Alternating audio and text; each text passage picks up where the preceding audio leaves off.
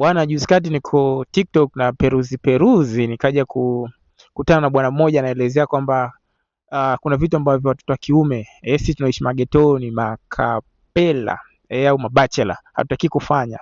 Jambo moja alisema kwamba unapopika, kwa mfano unachemsha maziwa, haifai uweke maji. Unakuta mtu uko mwenyewe, unaishi ghetto mwenyewe, unachemsha maziwa unaanza kuweka maji. Je, ukiwa na familia itakuwaje?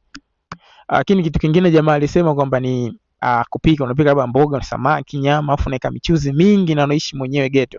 Hiyo na yenyewe alisema ni ubahili tu, inakuwa unajinyima nafasi ya kuenjoy maisha. Kwa hiyo unaishi mwenyewe ghetto, pika mboga yako, hamna haja kuweka michuzi mingi wala nini, au kama ni maziwa ina haja kuweka maji mengi wala nini.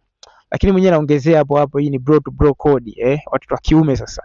Unaishi ghetto alafu unapika kisamvu, unafanya maandalizi kisha unakitwanga, uongo unakuwa unafeli, au unaishi ghetto unatafuta